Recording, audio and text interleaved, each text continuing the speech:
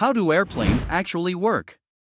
The mystery of flight has been at the center of human curiosity for centuries.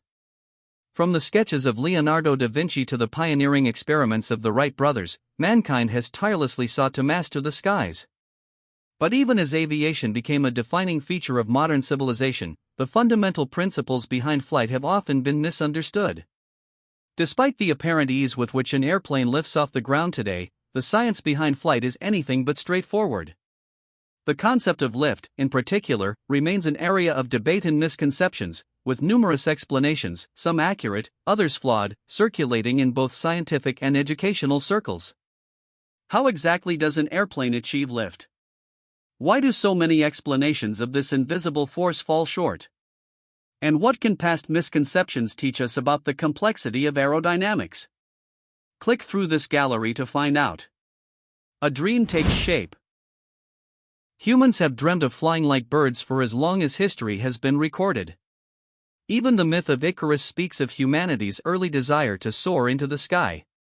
But true powered flight remained elusive until the 19th century, when advancements laid the groundwork for aviation. The Wright brothers.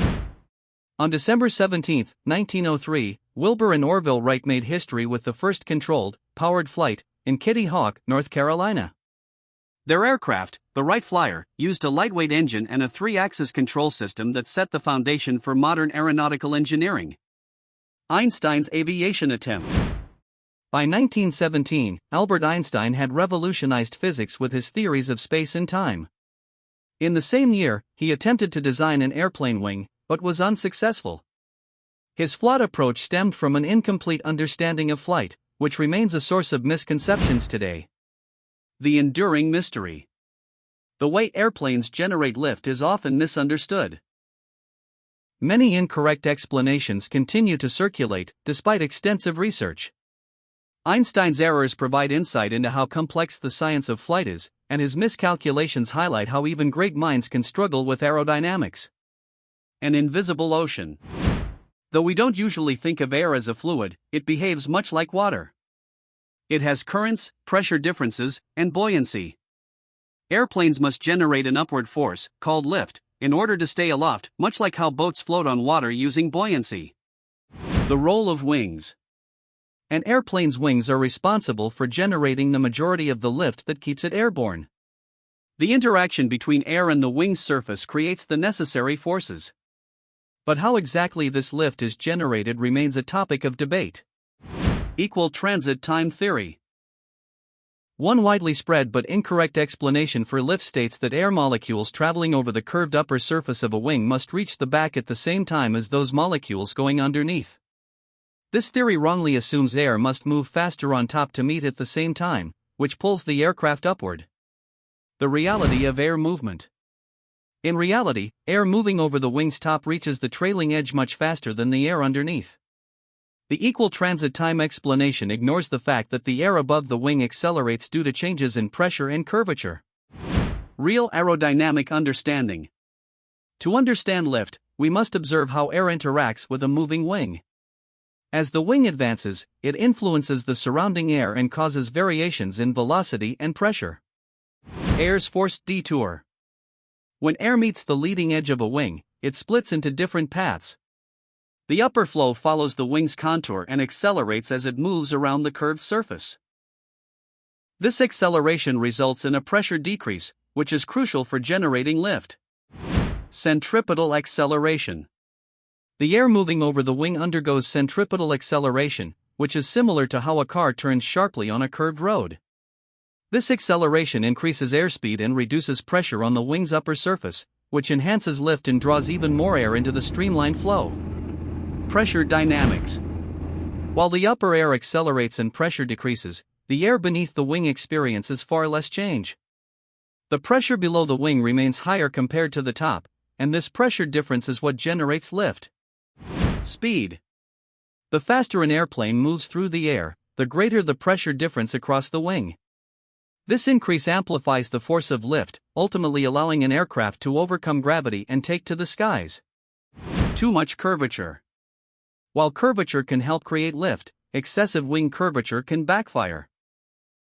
If a wing is too curved or angled too steeply, airflow can detach from its surface, which leads to turbulence. This phenomenon disrupts lift and can cause dangerous aerodynamic instability. Medieval physics. Interestingly, much of what we know about aerodynamics can be attributed to Sir Isaac Newton, the English mathematician and physicist who established the laws of classical mechanics in the 17th century. The foundation of motion. Newton's laws of motion, published in 1687 in his Philosophiae Naturalis Principia Mathematica, revolutionized our understanding of movement. These laws describe how objects interact with forces, and remain fundamental to physics and aerodynamics today. Newton's first law. An object at rest stays at rest, and an object in motion stays in motion unless acted upon by an external force. This means that if no force interferes, an object will keep moving indefinitely or remain perfectly still. Inertia. If an airplane were to suddenly stop, passengers would lurch forward because their bodies resist the change in motion. Similarly, a book on a table won't move unless pushed, which demonstrates how objects resist changes to their state of motion. Newton's second law. The second of Newton's laws says that a force applied to an object depends on both its mass and acceleration. A larger force is needed to move heavier objects, while lighter ones require less force to achieve the same acceleration. Heavier objects. Pushing an empty shopping cart is easier than pushing a full one because the greater mass requires more force. Likewise, airplanes need massive amounts of thrust to propel their weight into the air, which perfectly illustrates Newton's second law. Newton's third law. For every action, there is an equal and opposite reaction. This means that when one object exerts a force on another, the second object pushes back with equal force in the opposite direction. Action-reaction pairs. When you jump off a boat onto a dock, the boat moves backward. This happens because as you push off the boat, action, the boat pushes back with equal force, reaction, causing it to drift in the opposite direction. Aerodynamics. Airplanes fly by pushing air downward with their wings, action, and in response the air pushes the wings upward, reaction, generating lift. Similarly, a jet engine expels gas backward, which in turn propels the plane forward. Shaping modern engineering.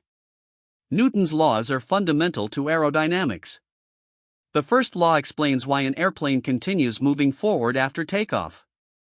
The second law helps engineers calculate the force required to generate lift and overcome gravity. And the third law is key to understanding propulsion and lift. When physics fights back. Airplanes rely entirely on Newton's laws to stay aloft, maneuver, and land safely. When these fundamental principles are disrupted, whether due to mechanical failure or poor aerodynamics, the results can be catastrophic. Understanding how these failures occur is crucial for aviation safety. Inertia ignored. Newton's first law states that an object in motion stays in motion unless acted upon by an external force. If an aircraft's braking system fails on landing, or if pilots cannot apply enough counteracting force during a turn, the aircraft may overshoot runways or even lose control mid-air. Failure of thrust and lift. Newton's second law states that force equals mass times acceleration. If an aircraft does not generate enough force, through insufficient thrust or engine failure, it will not accelerate or maintain altitude, resulting in an inability to sustain controlled flight. Deadly consequences. Newton's third law states that for every action, there is an equal and opposite reaction. If a plane exceeds its structural limits, this law manifests in destructive ways. Excessive speed or turbulence can cause forces that overwhelm the aircraft's structure, leading to catastrophic failure. The next frontier. Every aircraft disaster or malfunction teaches engineers and pilots how to improve flight safety. As technology advances, our understanding of aerodynamics continues to evolve. The future of aircraft is constantly changing, and perhaps the future may see humanity touching the skies in different ways.